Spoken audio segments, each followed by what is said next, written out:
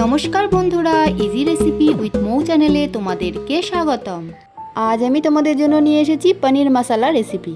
মাত্র 10 মিনিটের মধ্যেই খুব সামান্য মশলা দিয়ে এই রেসিপিটা তৈরি হয়ে যাবে। পনির মশলা বানাতে আমি এখানে 200 গ্রাম আমুলের পনির নিয়েছি, টক দই, কাজু বাদাম নিয়েছি কয়েকটা, লবণ, একটা টমেটো, আদা কুচি, কাঁচা লঙ্কা 7-8টা, সাদা তেল, এখানে কিছু সামান্য মশলা নিয়েছি, ধনে গুঁড়ো, হলুদ, জিরে গুঁড়ো, গরম মশলা। প্রথমে আমি টমেটো, কাঁচা লঙ্কা আর আদা কুচিটা মিক্সিতে পেস্ট করে নেব।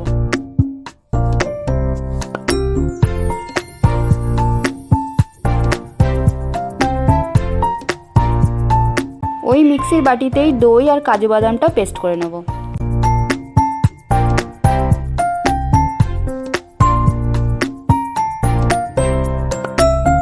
চলো শুরু করি। কড়াইয়ে পরিমাণ মতো তেল দিয়ে দেব। তেলটা গরম হয়ে গেছে, এবার কাঁচা লঙ্কা, টমেটো, আদা পেস্টটা দিয়ে দিলাম।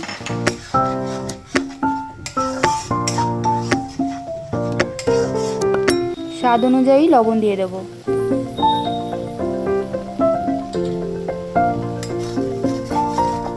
কিছুক্ষণ নাড়ার পর এবার আমি সব মশলাগুলো দিয়ে দেব। হলুদ গুঁড়ো, ধনে গুঁড়ো, জিরের গুঁড়ো।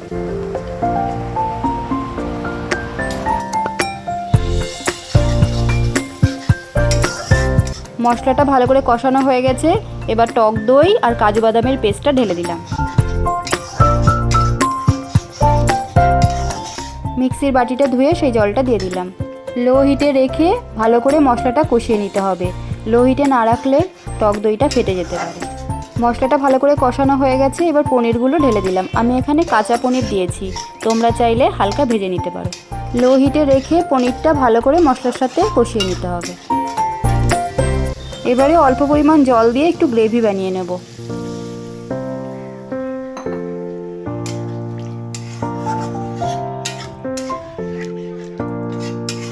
ঢাকা দিয়ে 2-3 মিনিট ফুটিয়ে নেব। পনিরটা প্রায় হয়ে এসছে, এবার সামান্য একটু চিনি আর গরম মশলা দিয়ে নামিয়ে নেব।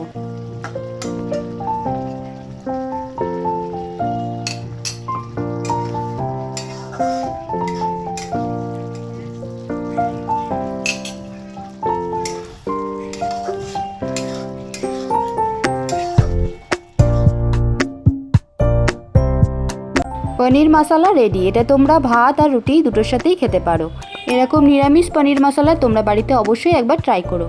এই পনির মশলা রেসিপিটা তোমাদের যদি ভালো লেগে থাকে তাহলে অবশ্যই কমেন্টে জানিও আর সবাইকে শেয়ার করে দিও। এইরকম চটজলদি ইজি রেসিপি দেখার জন্য আমার চ্যানেলটিকে লাইক ও সাবস্ক্রাইব করে আমার সাথে জুড়ে থেকো।